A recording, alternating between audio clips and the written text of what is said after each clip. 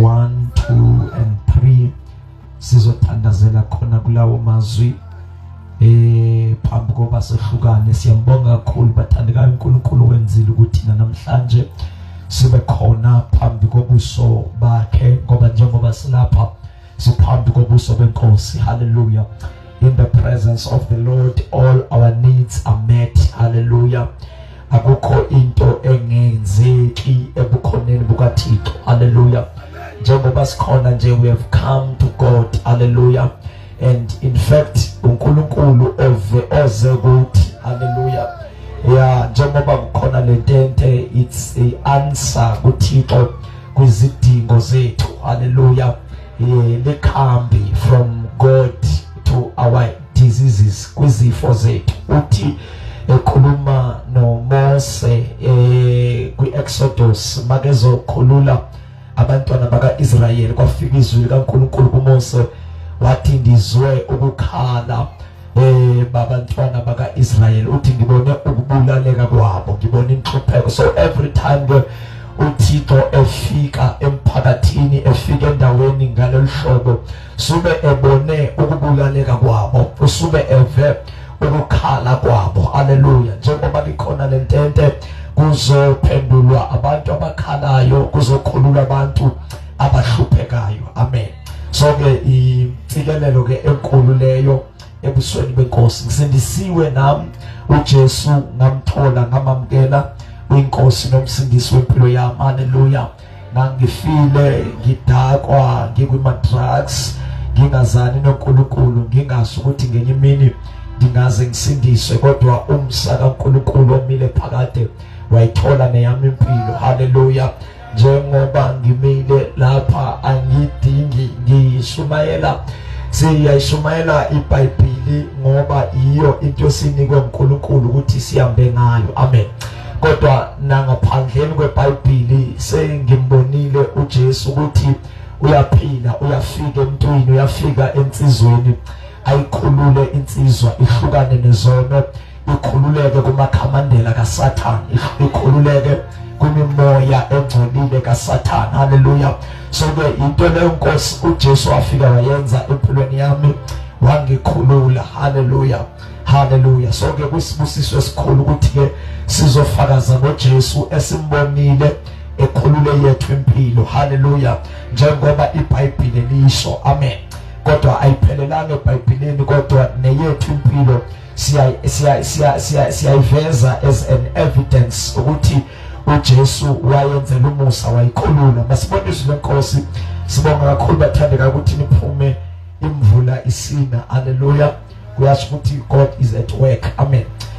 Genesis chapter number 1 verse 1 to 3. Verse 1 to 3. Yes, kabakuthi so thandaza lapho. Genesis incwadi yokuqala eBhayibhelini, kuGenesis ichapter yokuqala, iverse yokuqala, yesibili, yesithathu, sikhuleke lapho.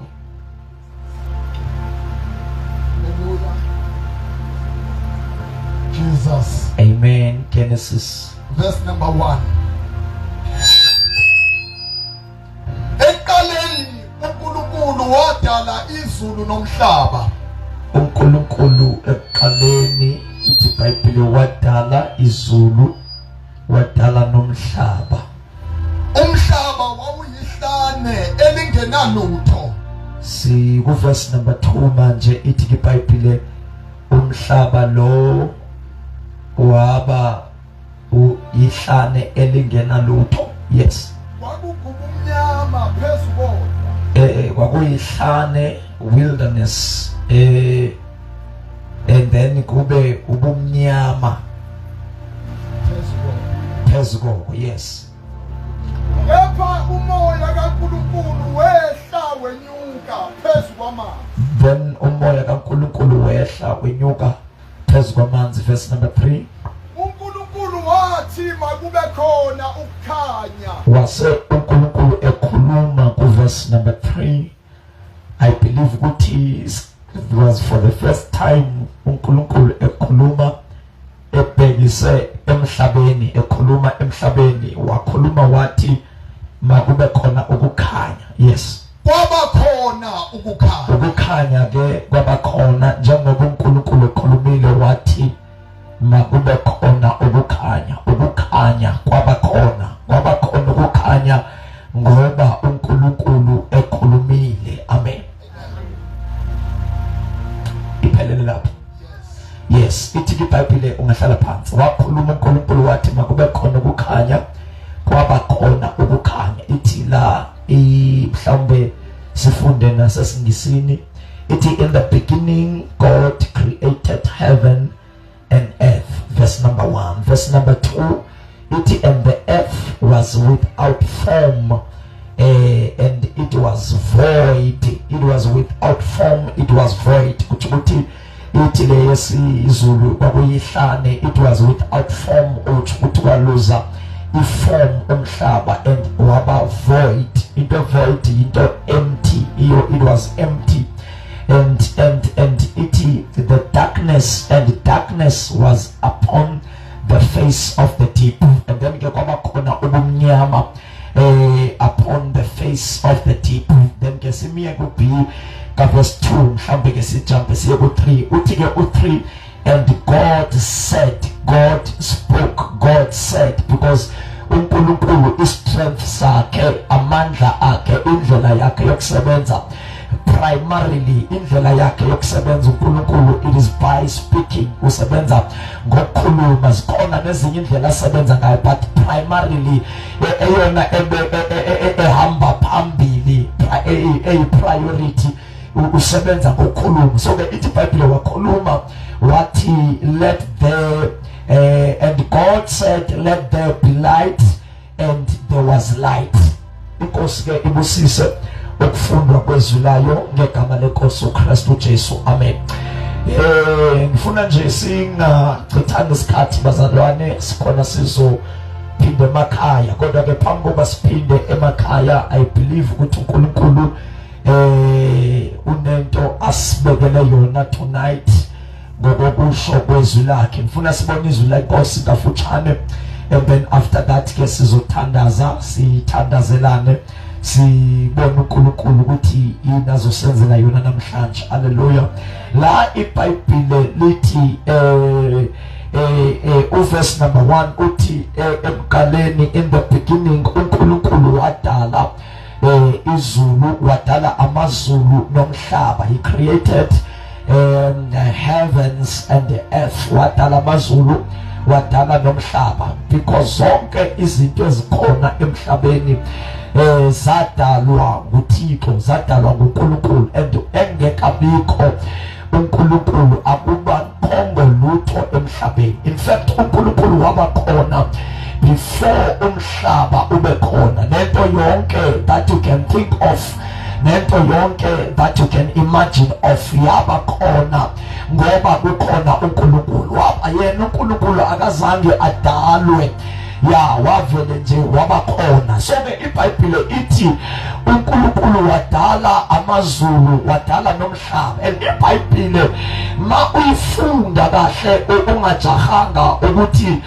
uyifunda yonke nje uqala khona lapho iqala khona ube nesikhathi, kungakuthatha isikhathi lokho, kungakuthatha iminyaka ukuthi uyifunde yonke, uyistudishe with understanding. Uqale lapho iqala khona uyophela apho iphela khona in the last book which is incwadi yesambulo ekugcineni iRevelation. Uzothola ukuthi uNkulunkulu indlela a-operate ngayo, number 1 uNkulunkulu odalayo. Amen. Uyadala into engekhoyo, uyayidala ibe khona. Njengoba ke nalapha ku verse number 1 ithi iBhayibheli wadala amazulu, wadala nomhlaba, wadala izulu. Ukuthi there was a point emhlabeni kwabakhona isikhathi lapho kwakuke wangabikho umhlaba, wangabikho izulu, but zonke lezi zinto zidalwe ngoba kukhona uNkulunkulu, zidalwe ngamandla kaNkulunkulu, because iBhayibheli ithi God created. God ukuthi wapha uNkulunkulu, there is a power to create. Unamandla okudala, ucreator out of nothing, out of indlela adala ngayo akafani ngoba makadala enza izulu nomhlaba nomhlaba lo esibuwe mhlawumbe sigcine umhlaba lo siphila kuwo. Ya iBhayibheli mayenza umhlaba uNkulunkulu wawenza umhlaba izwe, amen, walenza out of nowhere, out of nothing. Yenye nje into that is a mystery eyisimanga ne blower ingqondo ongeke we understand, because thina when we talk about udala noma udala ini noma wakha ini noma wenza ntoni, there must be immaterial. For example, if you build a house udinga udaka, udinga usemende, udinga istena, but uNkulunkulu did not need material ukudala izulu nomhlaba. In fact, indlela adala ngayo uyakwazi ukudala out of nothing, kungekho lutho asuke adale athi makube khona, kungekho nix angathi indlela uNkulunkulu adala ngayo udala ngendlela lapho ngekuthi la iscience ngeke ikwazi uku-explain the creation eyenzeke through the power and the supernatural ability of God. Ngoba iscience izokutshela ukuthi ukuze kuphume into ethile, there are molecules, there are, you know, whatever okuhlangeneyo kwabe sokuphuma i-product ethile. But uNkulunkulu unesimanga, unento ukuthi avele athi out of nowhere adala into ibe khona ebingekho, and eyenza ngezwi lakhe athi makube khona into ibe khona, athi makube khona ukukhanya kube khona, athi makube khona something ibe khona, ekhuluma ngezwi la effortlessly. Yeah, effortless. So there is that advantage kuNkulunkulu ukuthi uyakwazi ukuthi izinto ebezingakuthatha iminyaka, izinto ebezingakuthatha ama-millions ukuthi uzithole uzenzeke empilweni yakho. Ukhuluma mhlawumbe nalapha empilweni yakho, emoyeni wakho, emzimbeni wakho, engqondweni yakho, izinto besezingasekho zilahleke, because lamandla okudala kazange aphelele ngesikhathi edala izulu nomhlaba. No, i-nature yakho okudala yinto, it's who he is. Amen. Azange aye aphelele ngokudala izulu nomhlaba. Usewibhizinesi yokudala namanje uyayidala into ethi iBhayibheli, behold I'm doing a new thing. Uthi bheka ngenza into entsha. Ukhuluma ku-Isaiah chapter 43 uthi bheka ngenza into entsha, uthi ngiveza amanzi ehlane, ngigqabhuza imithombo in the dry lands, ngiveza amanzi in the dry, because that is who God is. Ya uvamile ukwenza into engekhoyo, nento abantu abebethi ngeke yenzeke ngokuhlakani babantu nange-understanding yabantu, but uThixo avele ayenza athi mayibekho.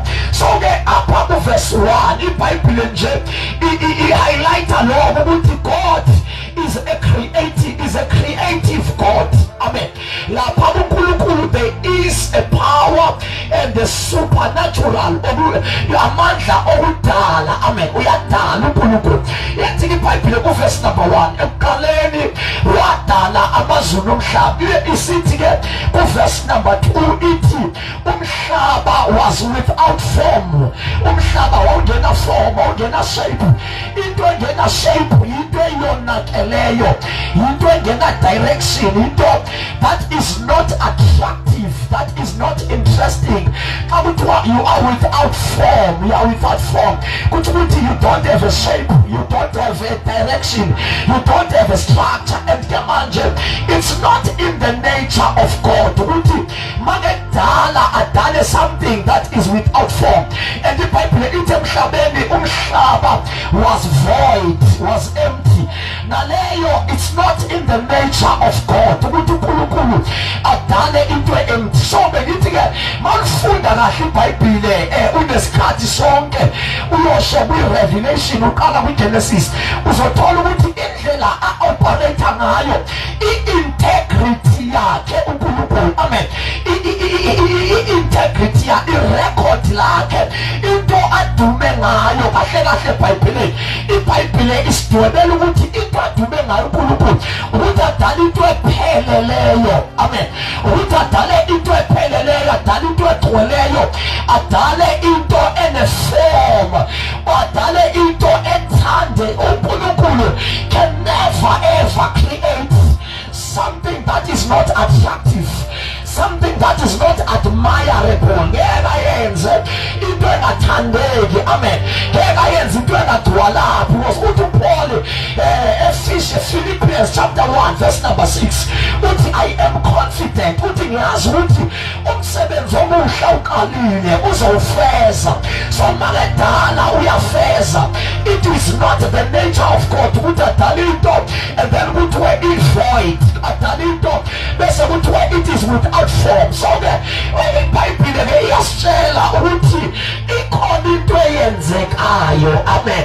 Kusho ukuthi ku verse number 1 makudalwa wadalwa umhlaba waphelela, wadala umhlaba wagcwala, wadalwa umhlaba kwaba into enhle ethandekayo ene-purpose, kwaba into ene-meaning, kwaba into attractive, admirable. It was something beautiful. But for verse number 2 sizwa sokuthiwa the earth was without form and the earth was with void. Wawungena form umhlaba and wawu-empty. Number 3 kuthiwa there was darkness upon the surface. Kuthiwa sekukho and ubumnyama akuhlangani noNkulunkulu. It's not in the nature of God ukuthi ahlale ebumnyameni. It's not in the akwenze ukuthi adale into and then ihlale ebumnyameni okanye abe khona bese nobumnyama bube khona. So iyasitshela ukuthi ikhona into eyenzekayo between verse number 1 no verse number 2. It was the time ufika uSathane. Amen. Ufika uSathane. Ingani siyayazi from ebuncaneni ekukhuleni kwethu sikhule sazi ukuthi uSathane kade esezulwini wabese uyaxoshwa ezulwini. Yeah, so between verse number 1 no verse number 2 it was the time uSathane elenda emhlabeni. Kahle kahle umhlaba was full, umhlaba was with shape, umhlaba was with a direction. Yeah, but makafika uSathane waqala umhlaba waba void, waqala umhlaba waba formless, waqala umhlaba waba shapeless because uSathane yena i-integrity yakhe masifunda eBhayibhelini uSathane njengoba uNkulunkulu makefika adala into iphelela, adala into ikhanya, adala into ithandeka, adala into ibe nenjongo, ibe ne-purpose. But uSathane is doing a contra, wenza i-opposite. Makefika yena iBhayibheli isitshele kuJohn chapter 10 verse number 10 uthi isela alizi lingazi ukuba libelebe litshontshe libhubhise libulale. So uSathane makefika uyantshontsha, uyadestroya and uyabulala. So ukuthi lento yokuntshontsha nokubulala nokudestroya akayiqali ngoba sekudestroya abantu kule nsuku esifika kuyo. First time esifika emhlabeni ithi iBhayibhile kwaba mnyama, ithi iBhayibhile kwaba without form, ithi iBhayibhile kwaba void. There was a void waba empty uSathane umhlaba ngoba makefika uSathane ngisho mina noma loaded noma ingani ikhulu ithembisa iziprofethi ukuthi webuvusa umzilo ithi mayisakhula ibe nama-signs ukuthi ngempela lo mfana uzowuvusa lo muzi, kodwa kunganela angafika uSathane. Once afika uSathane ithi ngane bekhule kahle ithembisa iza kahle inguvusa umzi but ashintshe uvusa umzi awuchithe umuzi endaweni yokuthi awuvuse. Why? Sekufike uSathane and makefika uSathane kuba nento ayithathayo, makefika uSathane kuba nento ayintshontshayo, makefika kuba nento ayibulalayo, ayidestroy injongo yayo empilweni yomuntu makefika kuba nento ayibulalayo because umsebenzi wakhe. So between uverse number 1 yenziwa yonke into nguNkulunkulu, yenziwa yaphelela, yenziwa yagcwala, yenziwa yaba ne-purpose, yenziwa yathandeka, yenziwa yaba nokukhanya. Kodwa mhla kufika uSathane, ngoba makefika akadingi into once uSathane afike, noma ufike empilweni yakho, kodwa makefika uSathane uyabonakala. Noma ufika efemelini, once wafika uSathane kuba mnyama, kuba without a form, kuba without a shape. Abantu baba void, babe empty, abantu benayo imali but babe empty ngaphakathi, babe empty, abantu befundile bekhuluma isiNgisi, abantu babe empty, umuntu onemali abe empty, azathatha intambo ayozihenga afe, akabulawa ukuthi akanakudla, ukudla kugcwele ifriji, imali igcwele ifriji, but ubethwa yi-emptiness. Kuthi ukuthi kunento uSathane awafika wayithatha ngaphakathi, ngoba njengoba sizalwa sifike emhlabeni kunezinto that were implanted, ezafakwa nguNkulunkulu phakathi kwethu.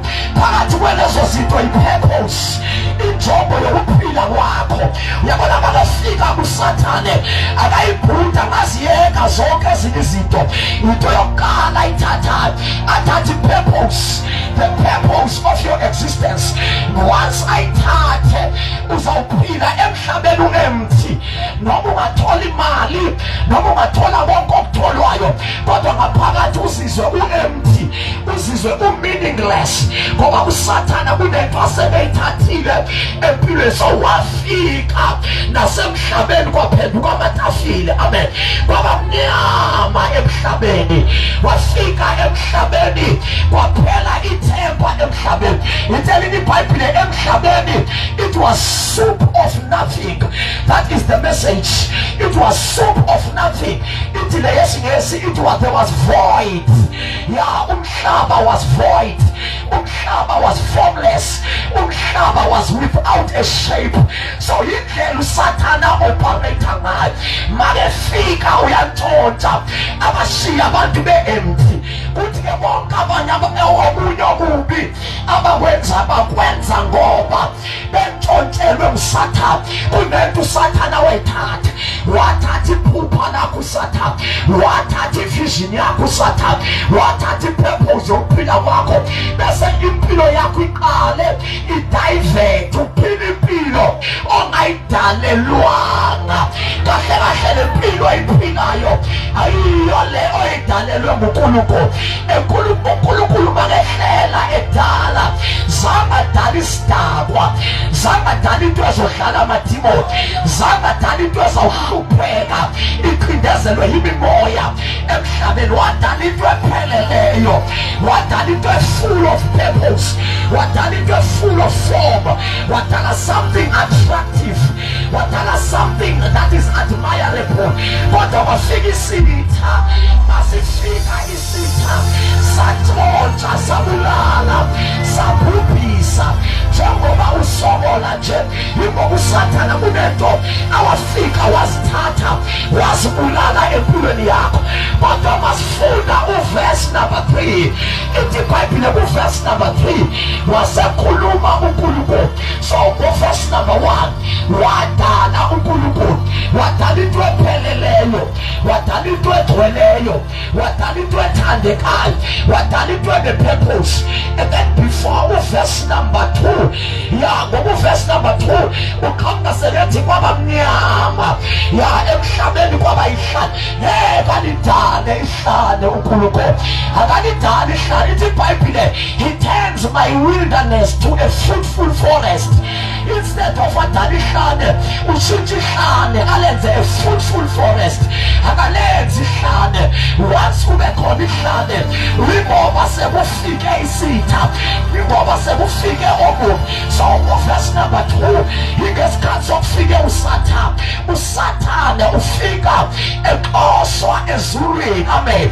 Ngoba iBhayibheli mawufunda isambulo sesiyothandaza, isambulo chapter number 12 ithi iBhayibheli ezulwini kwabakhona impi, there was war in heaven.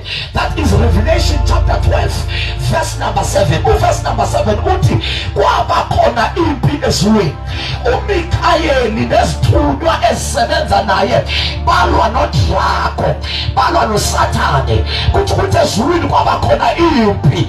Njengoba kukhona impi emhlabeni, ayiqala ukubakhona ezulwini. Njengoba kukhona impi empilweni yakho, ayiqala ukubakhona empilweni yakho, yabakhona ezulwini. Ngesikhathi uSathana erebela, uSathana exabana nabasezulwini, ngoba lapho kukhona uSathane kuba khona impi. Everywhere there is the enemy, everywhere there is Satan, war is inevitable.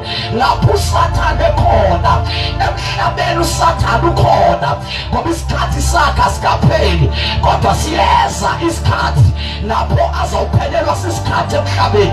Makuthatha ibandla lihamba okwamanje esekhona emhlabeni, uSathana uvunyelwe ukuthi enze 3 things: achabalalise, to persecute, achuchise. Number 2, to accuse, amangalele. Number 3, to tempt, alige, ahende. He is a tempter, he is a accuser, he is a persecutor. Leyo nto uyayenza ebantwini bonke, kwabakholwayo nabangakholwayo. But the difference is that abakholwayo uyayenza kodwa anqobi, ngoba bona abakholwayo sebephethe ukunqoba. They have a victory. Yebo bayalwa, kodwa balwa at the standpoint of victory. Balwa impi eseyinqotshile. Umahluko phakathi kwami nawe, mina ngikholwayo nomuntu ongakholwa, ukuthi mina mangidlule ebunzimeni, ngingene ebunzimeni ngazi ukuthi ngizoqoba, ngoba owanqoba ukhona ngaphakathi kimi. Because when Jesus dies, oh my God, when Jesus died, mayefa esiphambanweni, ukuya kwakhe esiphambanweni wayeyosithengela ukunqoba. He purchased for us victory. Victory number 1, victory over sin. Into yokuqala wadila ngayo, wasinika amandla phezu kwesono. Noma isono singasilinga, but ngeke isono singene kuso, ngoba we have what it takes to overcome sin. Isono is a very dangerous spirit. Isono singozi. Nami nothisha engifunda evasithi eMthatha wayengithisha communication lapho kwa-psychology, kwa-counseling. There is a module okuthiwa i-communication, the ethics of communication. Kodwa lo baba wayedakwa alale ethaveni, axabane nomfazi wakhe, ashaye umfazi wakhe, ashaye ingane zakhe, amangalelwa ayoboshwa ngoba akakwazi ukukhuluma kahle. Kodwa evasithi unguprofessor, ufundisa abantu ukukhuluma kahle, how to communicate good, a good communication ethics. But into ayifundisayo akakwazi ngoba amandla sona amenza dakwe, amandla sona amenza shaye ingane, amandla sona amenza abuse ispouse sakhe, because isono ngeke usinqobe ngenqondo. Ayikho into emhlabeni ongayenza to overcome the sin. When makuthethwa ngesono, yinye impendulo, yinye indlela yoku-escape. It's Jesus Christ. Yona kahle, yona nto kade especialize ngayo. That was a core purpose yokuza kukaNgoba. Waprofetwa u-Isaya, wathi u-Isaya, intombazane izokhulelwa, intombazane izomitha, izala umntwana kuthiwa ngu-Emmanuel, ngokuba eyakubakhulula abantu ezonweni zabo. uJesu waza uzokhulula abantu ezonweni zabo. Yingakho uJohane makembona emfuleni iJordane ebhabhatiza uthi nanto imfana kaNkulunkulu, nanto imfana kaThixo ethwala isuse isono sehlabathi. So uSathana he is a persecutor, he is a tempter, he is an accuser. Lezo zinto uyazenza, but kothi uyazenza kodwa zingaphumeleli. Uyasipersecutor but asifi, uyastrineze but we don't die. Amen. Number 3, uyastempter kodwa singene kulindweni. Uyasi-accuser but we are never condemned as condemned. Amen. Because sinento eyamnqoba uSathane ngesikhathi uJesu efa wayesithengela ukunqoba the victory over sin, victory over Satan himself, and victory over the grave, victory over death, victory over curses, victory over sicknesses, victory over every evil spirit.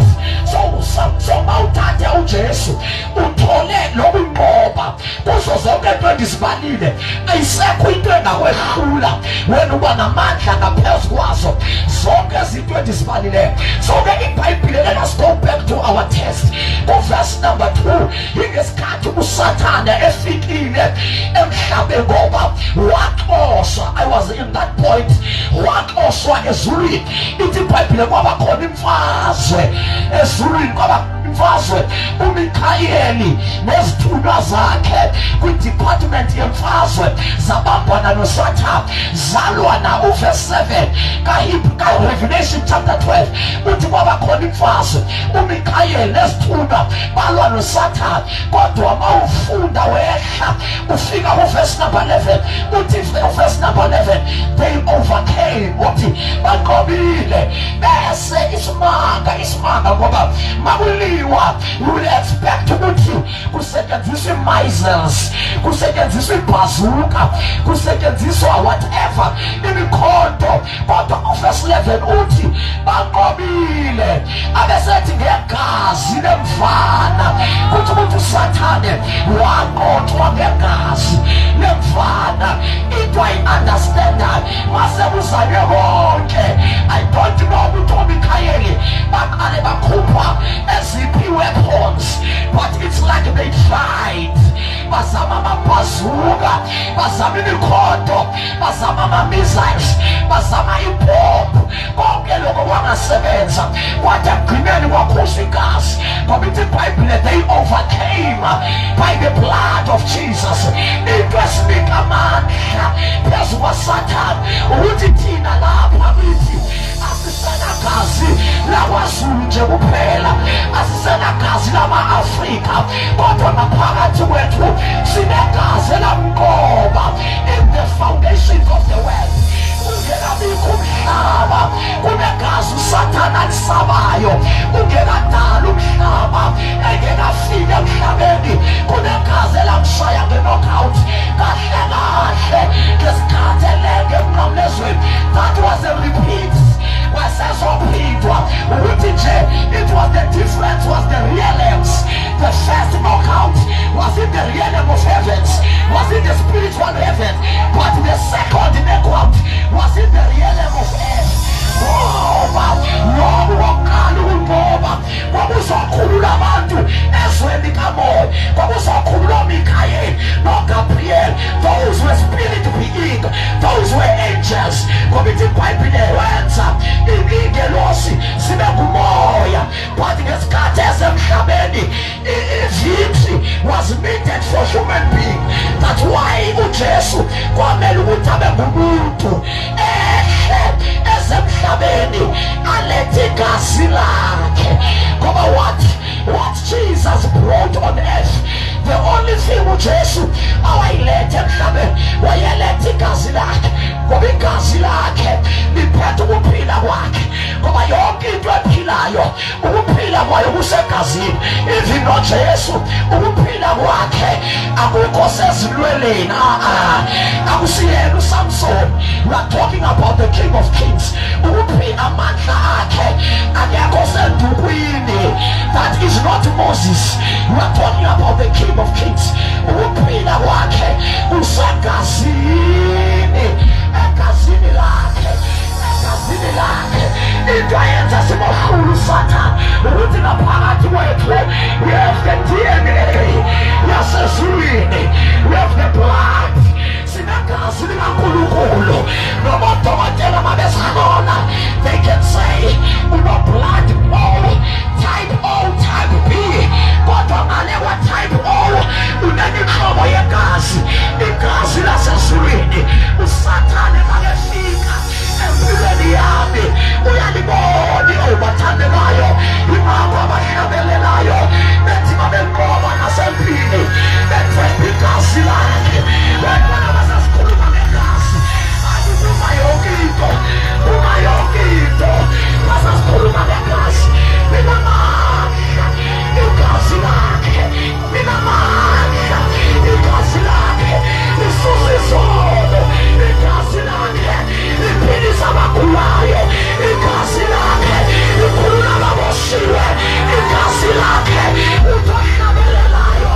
It reaches to the highest mountains, it flows to the deepest valley. Unagazi elinamandla ngaphezu kwamagazi ezilwanyana, unagazi elinamandla ngaphezu kwamagazi eziphuzi. The blood of Rabashila Mahado, Rabashikala, the blood, we have the blood. Sinagazi, batabayabelelayo, linamandla lisusa zonke izono. Angiyazi uhlupha impilo yakho, angiyazi uhlupha impilo yakho. There is a blood.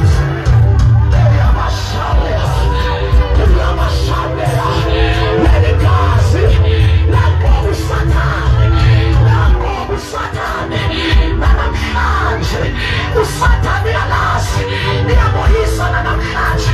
Ilona gazi elinqobayo, ilona gazi eliphilayo. Kulabashale mahalo, kulabashane, kulabashila, kulabashale. Oriyakoshata, omisigazi likaJesu, omisigazi likaJesu. Come on, prophetically phezu kwempilo yakho, ukhulumikazi phezu kwekhaya lakho. Akesithathe i-atmosphere yasemlalasi, ngegazi, ngegazi. There is power. Kolabashande labahalo, koriakapateliapa, shelapa, kulabashale maya. Sinagazi likaJesu, lento yegazi lakhe lenza ukuthi sibe naye, ngoba amandla akhe asegazini lakhe, ukuphila kwakhe usegazini lakhe. Wayelethelo kolabashande, Jesus on the earth wayeletha igazi lakhe. Ingakho ukufa kwakhe kwakumele afe ngegraswa ukuze impompoze igazi lakhe, ngoba into eyayidingeka, the mystery behind the coming of Jesus was the blood of Jesus. Ukube ngabe wafa nge-asthma, ngabe ngabe zange sinqobe, ukube ngabe waklinywa isigebengu, ngabe zange that is why ekhuleke eGetsemane, ngoba ngesikhathi eseGetsemane the blood was in the boiling point, ready to wash my sins. The blood was more than ready to deliver me from the power of sin. Wafuna uphuma, walimapa, wathi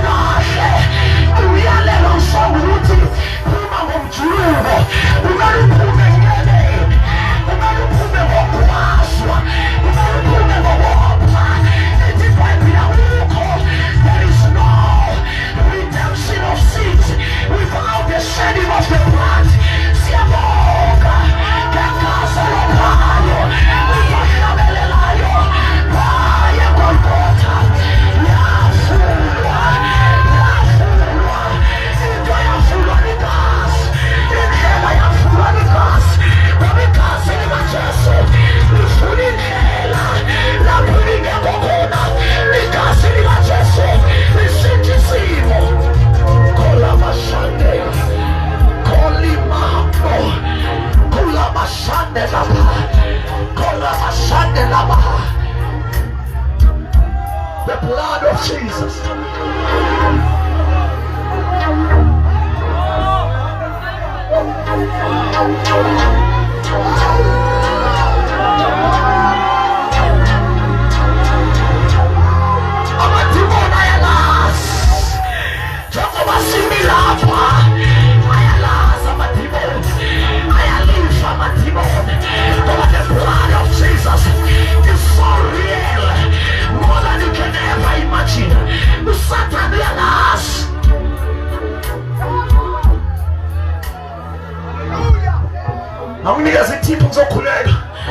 Verse number 3. Yabona mawuthi ogogo nomkhulu abantu bakudala babethi babengasangani, they were not mad, they were not stupid. Mawubezwa njalo ukukhulekeni kwabakhuleke bakhuleke basebethi ngiyazifaka egazini likaJesu, ngifaka igazi ngoba the moment you mention the blood uyasuka esithombeni kuvela ingonyama. Once wakhuluma ngegazi, because mawulibiza uactivate lona igazi likaJesu. Igazi likaJesu liphethe ukuphila kukaJesu. Yonke into ongayifuna nongayicabanga pertaining Jesus isihwe. Angisho nawe masifuna ukuhlola ukuthi ubaba wakho ngempela lo sizodonsa igazi. Masifuna ukuhlola ukuthi inogula yona sizodonsa igazi. So igazi lomuntu liphethe zonke details. The same thing about Jesus. Igazi lakhe likubele lihlalifa ezulu sathemba ngegazi eliphakemeyo. We carry the blood, we carry the life of Jesus. We walk tall noma siyahlupheka asesabi indaba ingaphakathi siphethe igazi likaJesu. Ukuphila kwethu akuthathwa ngento esibonwayo kodwa indaba ingaphakathi. We carry the blood of Jesus, the blood of Jesus. So wafika uSathane kuverse 2 kwaba mnyama kwaba ihlane. Iwuna abantu esokhulela nabo emlalazi. In fact hayi abantu kuphela ngoba igospel yethu kufake ebantwini isuke iqale kwimimoya, authorities, the powers of darkness, the rulers of darkness, the wicked spirit.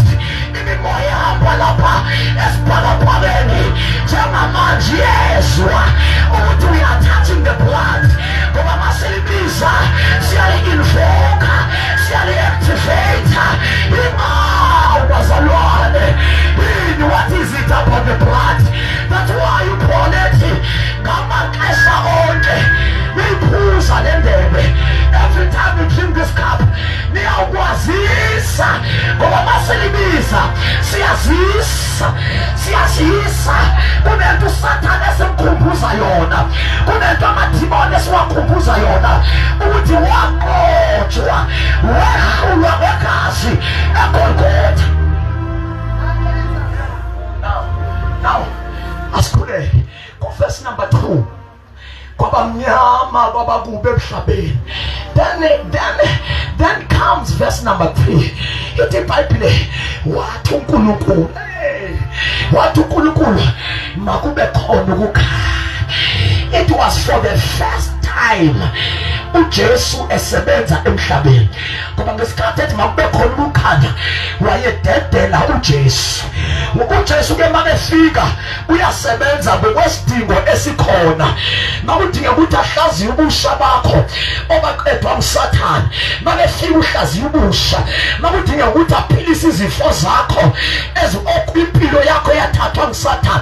Makefika nje ubheka izidingo ukuthi yini eyonakele la, yini elahlekile la, yini ethathwe kuJesu ethathwe uSathane, yini yaphuphile mapiso omsathane yini yaqedwa ngabathakathi la yini yathathwa ngama-devil worshipper yini yathathwa ngamadliso namabulawo kodwa makefika ngesikhathi uJesu iBhayibheli sithi ngoba everything yonke renovation ne-reconstruction eyenzeka emhlabeni yenzeka ngoba kwaqale kwafika uJesu kukhanya ngesikhathi ethi makube khona ukukhanya wayededela uJesu and then everything else was possible because uJesu sekhona uJesu wayesekhona maseke uJesu kunyakaza bonke angiyazi ukuthi yini olahlekelwe yiyo angiyazi i-area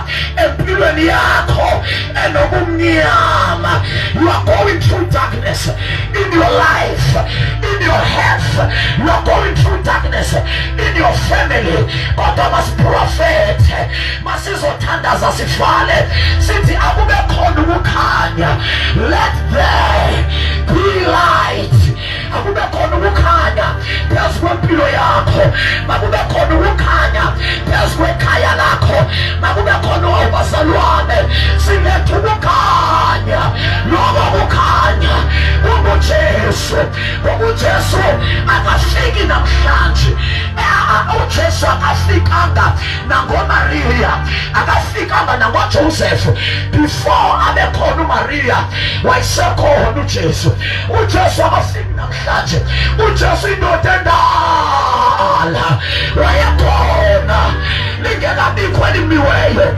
ungekabikho umhlaba singekabikho intaba yonke into akhona emhlabeni yaba khona ngaye uyabhala uJohane uthe uqaleni wayekhona uNisi uthe ngekabikho yena akukho lutho kwabakhona abesethi mayiqhubeka uLizwi waba inyama waba ngumuntu wahamba phakathi kwabantu ngoba abantu babenenkinga namhlanje emlalazi ngivumeleni ngazise le ndoda ukukhanya uthi I am the light of the world I am the light makafika uJesu akunandaba ukuthi ubumnyama bakho unesikhathi obungakanani noma ubumnyama ba last year noma ubumnyama be generations noma ubumnyama ba 50 years but the moment the light ifika ubumnyama burisponda ngokufanayo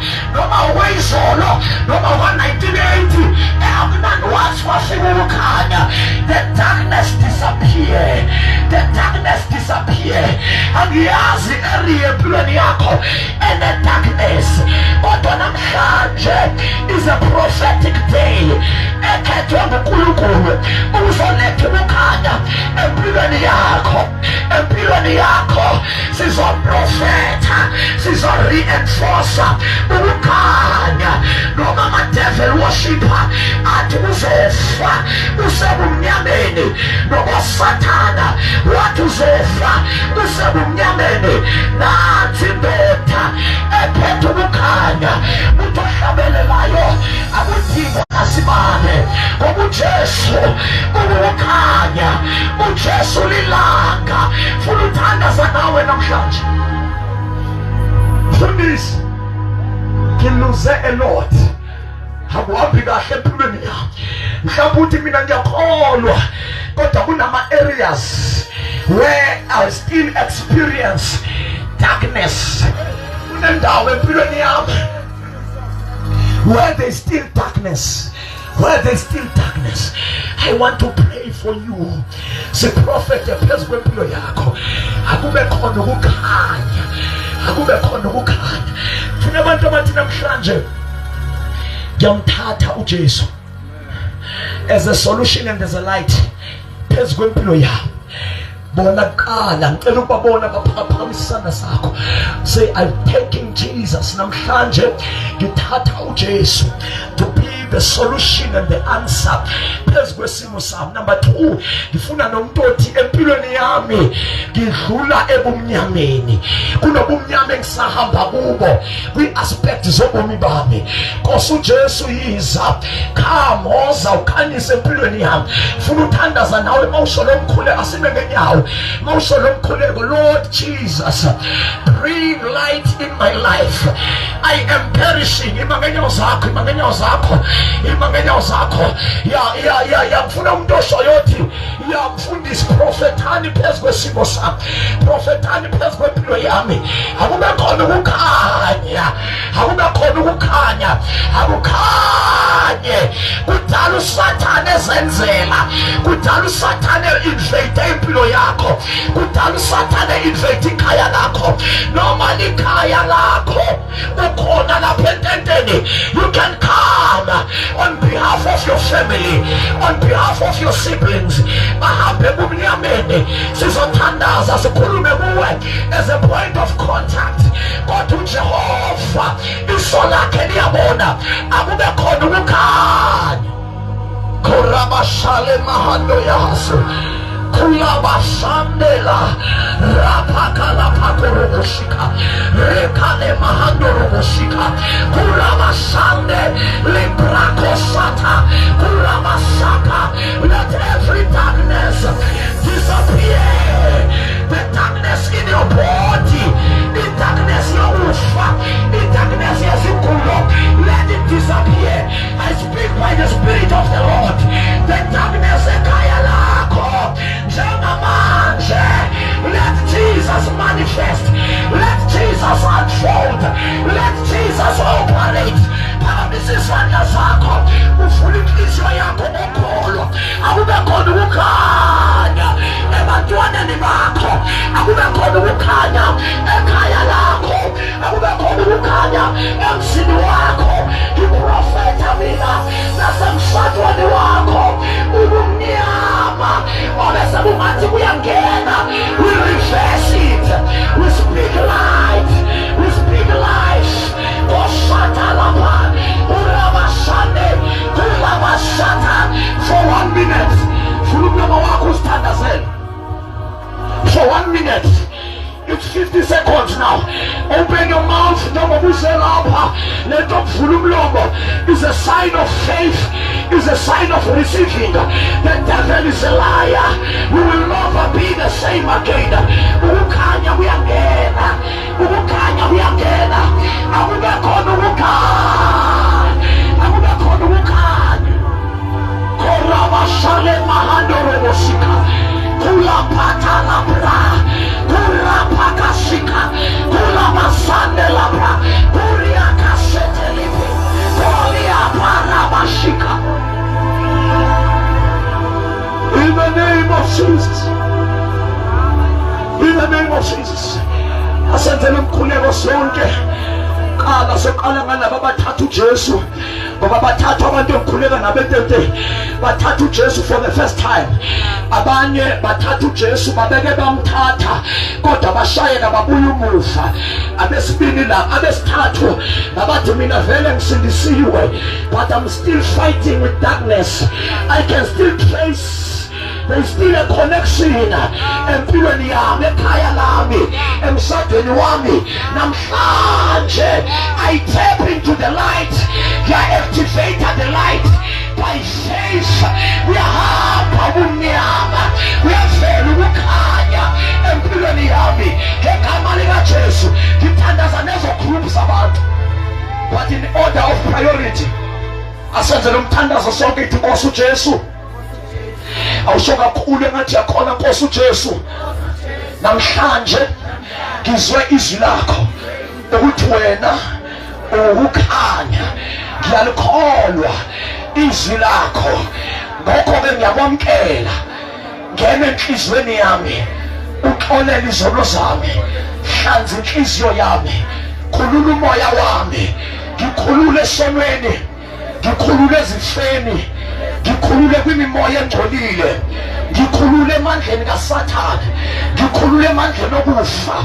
Yithi namhlanje ngiyavumelana nokukhanya kukaNkulunkulu ngiyayivula inhliziyo yami ngokholo akungene ukukhanya empilweni yami akungene ukukhanya engqondweni yami enhliziyweni yami emzimbeni wami akugcwala ukukhanya kwi-future yami akube khona ukukhanya ekhaya lami akube khona ukukhanya ngegama likaJesu namhlanje ngingena ukukhanyeni sukela namhlanje ngizohamba ukukhanyeni kukaJesu ngizohamba emandleni kaJesu onke amandla kaSathane ayawa phezu kwempilo yami amashayini kaSathane ayawa phezu kwempilo yami ijoka likaSathane liyawa phezu kwempilo yami ngegama likaJesu ngegama likaJesu ngegama shout ngegama likaJesu ayawa ngegama likaJesu ayawa ngegama likaJesu ngegama likaJesu ngegama likaJesu ngegama likaJesu sonke sikhuleka ngicela umpostoli nabefundisi babeka izandla sonke siyakhuleka calling upon the name of Jesus calling upon the blood of Jesus Korapaselia Korabashandela power Korapakasakapa Kurapakapatapa Kuriakasata Lipakorapata Kuriapakasata Kuriapakasata chains are breaking chains are falling chains are falling chains are disappearing Upila Warakulayo Amanda Salabadela Makoselia Korabababababosha Lebrakos Kapenta Kulapasandela Kuriakasata Kulamasandela Maso Korabasandela Gegama likaJesu Gegama likaJesu Gegama likaJesu Upila Gegama likaJesu Kolabasandela bra Bring that sister bring her here buya nabo bonke abathatha uJesu for the first time nalabo bathi mina ngiyazibuyisela kuJesu wazi kahle ukuthi ungene lapha ungenisanayo ifellowship noJesu iza la nawe la bonke laba abangena connection with Jesus come here come usikwesaba don't be ashamed come to Jesus come to ngizobala kufike ku3 kana wonke umuntu ongelamthatha uJesu asithathele inhlanhla asithathele isibusiso eze kuJesu one come to Jesus 2 come to Jesus 3 woza nawe woza kuJesu ungahlali phansi suka lapha esitulweni come to Jesus mawenze nomthandazo izono zakho zonke zixoleke uqala uhambo noNkulunkulu lo ngimbonile beke khona funa for the last time full chance umuntu obengekho la ungaphumi lapha ententeni ungayitholanga isecurity ngoba ungena ententeni uphinde uhambe awuphelelanga umsebenzi yebo ngakhona okuncane okwenzekayo kodwa awuphelelanga umsebenzi uzofika uSathane sakulindile so angifisi ukuthi ngoba asiyazi ngoba omubi uza ezobulala ezobhubhisa ezokuba angiyazi ukuthi yini akulinde ukuthi ayitha mhlambe bokuyisuku lakho lokugcina namhlanje umusa emoyeni wami akuvuma ukuthi ngivale ungezanga ngaphambili asiyazi ukuthi uSathane beyiplana but nanomini uSathane beyiplana ngesikhathi uthi yes kuJesu zonke iplans kaSathane they fall they disappear ziyaphelelwa ngamandla come to Jesus come to Jesus sizothandaza nalo Father in the name of Jesus Christ we release your life over the spirit ebese operator sebuse empilweni yakhe ngegama lika Jesu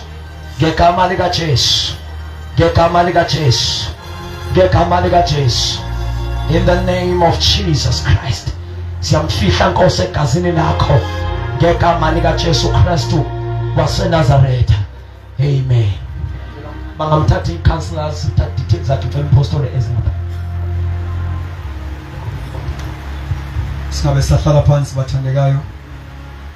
We bless the Lord for the ministry of the word. Hallelujah. Sizawuvala ngomthandazo.